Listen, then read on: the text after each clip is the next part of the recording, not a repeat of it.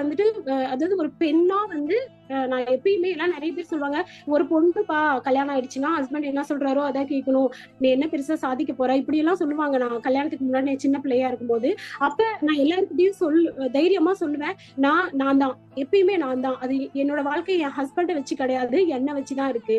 So எந்த சூழ்நிலையிலும் நானா இருப்பேன், என்னை பத்தின விஷயங்களை நான் தான் டிசிஷன் எடுப்பேன் அப்படின்னு சொல்லுவேன். ஆனா எல்லாருமே என்ன ஆச்சரியமா பார்ப்பாங்க, எப்படி நீ இந்த மாதிரி எல்லாம் சொல்றேன்னு, நமக்குன்னு ஒரு கலாச்சாரம் இருக்கு, புருஷன் சொல்றதை கேட்கணும், இந்த மாதிரி எல்லாம் சொல்லுவாங்க, நீ எப்படி இவ்வளவு தைரியமா இவ்வளவு கட்ஸா சொல்ற அப்படின்லாம் சொல்லுவாங்க. அந்த ஒரு விஷயம் நான் என் அம்மாவை பார்த்துதான் கத்துக்கிட்டேன். ஏன்னா என்னோட அம்மாவுக்கு வந்து, எங்க அம்மா வந்து 8th ஸ்டாண்டர்ட் தான் படிச்சிருந்தாங்க. எங்க அம்மாவுக்கு வந்து கல்யாணம் ஆகி 1 இயர்ல அம்மா அப்பா 2 பேருமே கிடையாது, இறந்து போயிட்டாங்க. எங்க அம்மா மட்டும் ஒரு ஒரு தனி ஆள் மாதிரி இருந்தாங்க. பட் அவங்களோட ஹஸ்பண்ட் சரியில்லை. என்னோட அப்பா வந்து எங்களை வந்து ஒரு ராணி மாதிரி, ஒரு இளவரசி மாதிரி வச்சிருந்தாரு. ஆனா எங்க அம்மா ஒரு வேலைக்காரி மாதிரி வச்சிருந்தாரு. அவருக்கு என்னன்னா சந்தேகம், எங்க அம்மா ரொம்ப அழகா இருப்பாங்க, அழகா இருக்கிற பெண்களே தப்பு செய்வாங்க அப்படிங்கிற ஒரு கேவலமான ஒரு மைண்ட் செட் கூட அவர் இருந்தாரு. எங்களுக்கு வந்து அவ்வளவு இதை வச்சிருப்பாரு. எங்க அம்மா சிரிக்க கூட மாட்டாங்க. ஆனா வந்து எங்க அம்மா வந்து வேலைக்கு போயிட்டு இருந்தாங்க. எங்க அப்பாவுக்கு வந்துட்டு, நீ வேலைக்கு போக கூடாது, நீ ஏன் வேலைக்கு போற அப்படி இப்படின்னு சொல்லிட்டு திட்டுவாரு, தப்பு தப்பா பேசுவாரு, கெட்ட கெட்ட வார்த்தையெல்லாம் பேசுவாரு. அதெல்லாம் கேட்கும்போது எங்களுக்கு ரொம்ப ஹார்டிங்கா இருக்கும். அம்மா வந்து எதுக்கு ஒரு வார்த்தை கூட பேச மாட்டாங்க, அந்த கண்ணீர் மட்டும்தான் வரும். ஆனா ஸ்ட்ராங்கா நின்னாங்க, நான் வேலைக்கு போயிட்டு தான் இருப்பேன் அப்படின்னு சொல்லிட்டு. ஒரு காலகட்டத்தில் நான் 12th வந்ததுக்கு அப்புறம் எனக்கு ஒரு கொஸ்டின் தோணுச்சு. ஏன்னா சின்ன வயசுல வந்து அப்படியே பார்த்து வளர்ந்தேன். எனக்கு ரொம்ப வேதனையா இருந்துச்சு.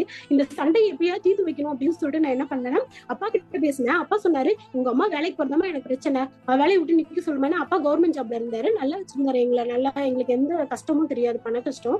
சோ அதனால வந்து அவளை வேலையை விட்டு நிக்க சொல்லு, எனக்கு வேற எதுவும் பிரச்சனை கிடையாது அப்படிங்கிற மாதிரி சொன்னாரு. நான் அம்மா கிட்ட போய் பேசினேன் தனியா.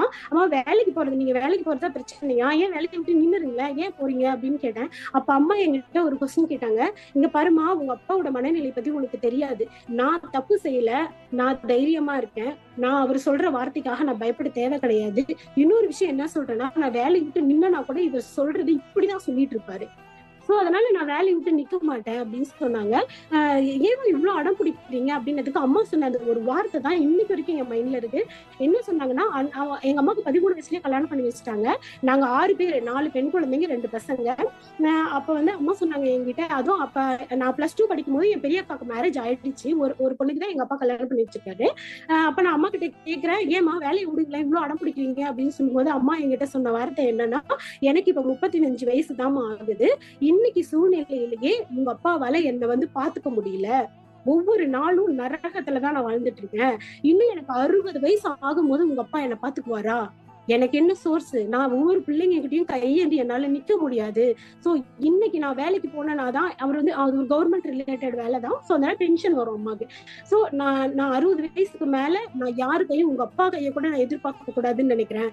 சோ நான் என்னோட காசு எடுத்துக்கணும், நான் உங்களுக்கு செலவு பண்ணணும், நாளைக்கு கல்யாணம் ஆனதுக்கு அப்புறம் உங்களுக்கு, உங்ககிட்ட யார்கிட்டயும் நான் கையை நிக்க கூடாது, அதனால இன்னைக்கு நான் ஸ்ட்ராங்கா இதை எதுக்கு நிக்கிறேன் அப்படின்னு அம்மா சொன்னாங்க. இருந்தாலும் என் மனசு இன்னும் சாட்டிஸ்ஃபையா ஆகல. அம்மா அப்பா இப்படி சொல்றாருமா, கொஞ்ச நேரம் இருங்க அப்படின்னு சொன்ன அம்மா சொன்னாங்க, அது வந்து எப்படின்னா நம்ம வெஸ்டேஜ் மாதிரி தான், ஒரு 6 மாசம் கழிச்சு கூட திரும்ப போய் அம்மா ஜாயின் பண்ணிக்கலாம். சோ அம்மா வந்து எப்படி சொன்னாங்க, சரிம்மா உனக்காக 6 மாசம் நான் வேலைக்கு போகாம இருக்கேன் அப்படின்னு சொல்லி வீட்டுல இருந்தாங்க.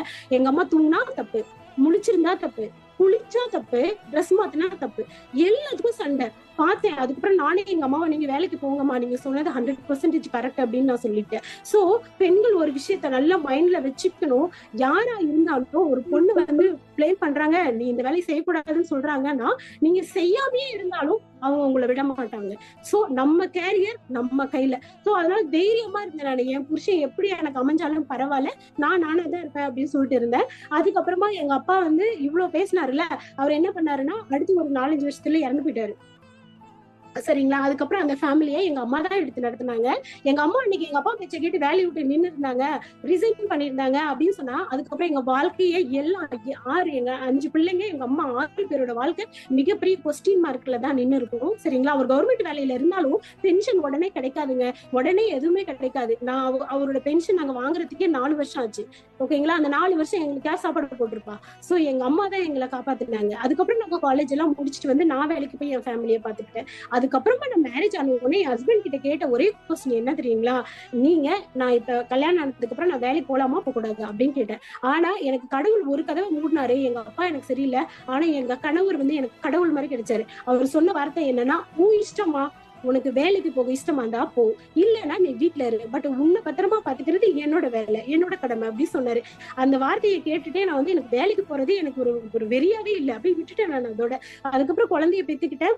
அதுக்கப்புறமா தான் இந்த மாதிரி நஷ்டம் ஆச்சு. அப்புறம் தான் நான் விஸ்டேஜுக்குள்ள ஜாயின் பண்ணோம் அப்படின்னு சொல்லிட்டு வந்தேன். சோ ஹாப்பியா இந்த ஒர்க்கை பண்ணி